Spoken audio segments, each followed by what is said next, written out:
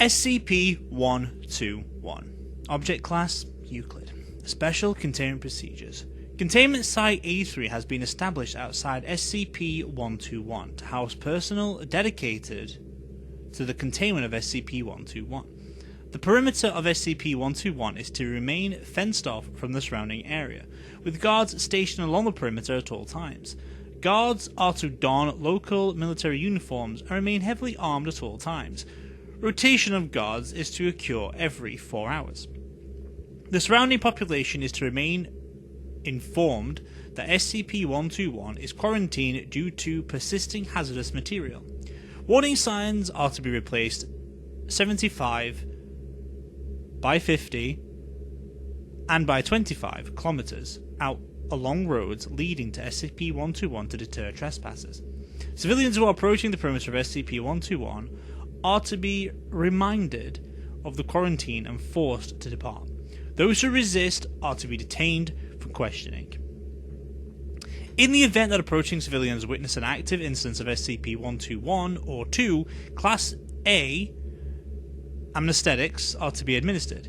Any meteorological data regarding SCP-121's anomalous effect is to be censored, and SCP-121 has been labelled a no-flight zone to prevent knowledge of SCP-121 1 and 2. Site Task Force IOTA-71 has been established and permanently assigned to Containment Site A3 in response to the threat of SCP-121-2.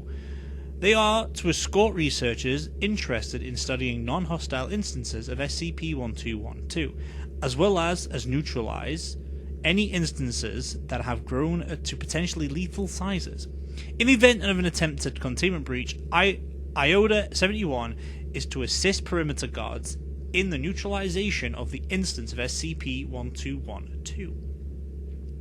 Any buildings within SCP-121 that develop into SCP-121-1 are to be recorded and monitored at all times for transition into SCP-121-2. Instances of SCP-121-2 that become innately hostile upon transition are to be neutralized. However, passive instances may continue to dwell within the perimeter of SCP-121 for research purposes until they've grown to a size too dangerous to contain or become hostile, at which point they are to be neutralized. Description: SCP-121 is the region and land occupied within Colorado. The town was home to roughly 6,800 prior to enactment of current containment protocol and holds roughly 3,000 buildings, both residential and commercial. Clouds above SCP-121 appear incapable of entering an area roughly 12 kilometers in diameter, instead passing around the area. It is speculated that this is related to SCP-121's range of effect, but it is not known how at this time. Buildings within SCP-121 will sporadically detach from any foundations and ascend into the air. At this point, these buildings are identified as SCP-121-1. Instances of SCP-121-1 ascend to a random height of a minimum of 45 meters, regardless of the previous state of the building. Doors and windows become locked and any potential entryways become barricaded by furniture inside. Forced entry has shown an increased ambient temperature of roughly 35 degrees Celsius and a relative humidity of roughly 65%, but a lack of any further anomalous properties.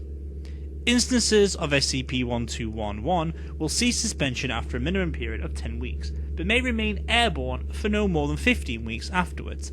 Instances do not show any abnormal levels of durability, and near total destruction of SCP-121-1 upon impact with the ground is common.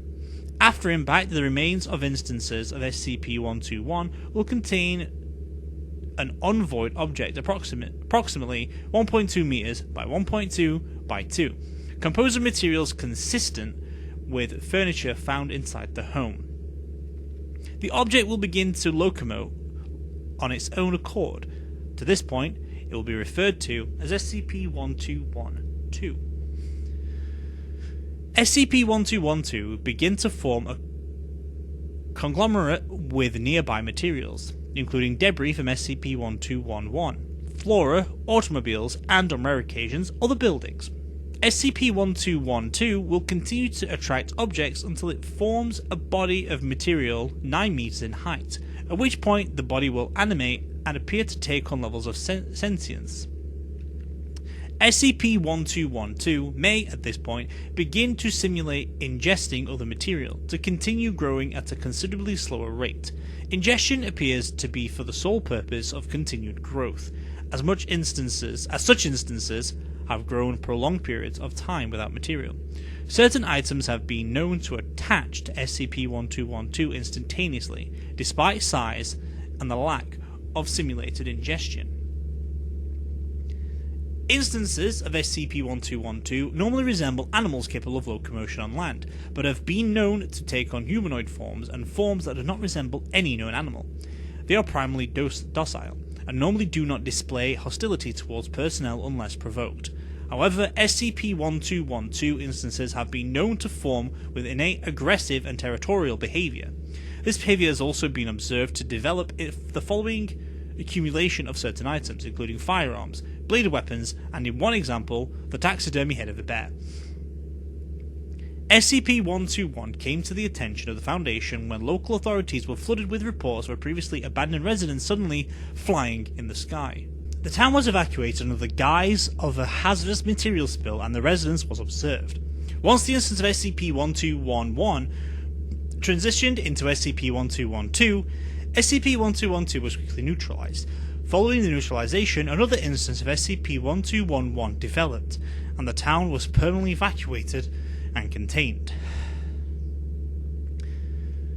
Incident 121A, on the 11th of 4th, 1998, a sound described as a muffled siren was heard for approximately 5 minutes. An active instance of SCP-1211 was suddenly subject to an immense force following the sound, causing the building to prematurely break apart while suspending before the 10-week minimum. Neighbouring towns reported hearing the sound. Local press were informed quarantine staff were being evacuated due to a temporary elevation in toxic levels. The cause of the sound is currently unknown. Further research is recommended.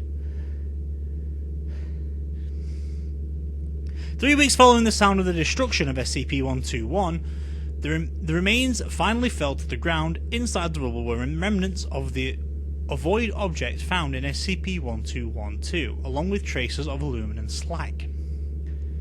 Incident 121B. On 5th of the 9th, 2012, a 1991 Dodge Caravan was found suspended 53 meters in the air.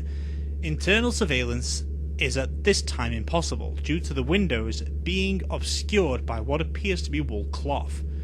Further observation of the vehicle is recommended. Footnotes. Number 1. No more than one at a time, with 3 weeks minimum between manifestations. Number 2. Examination of mostly intact instances of SCP-1211 show an absence of previous furnishings. Number 3. This is the only occasion of which the creation of SCP-1211 has so closely followed the creation of an instance of SCP-121.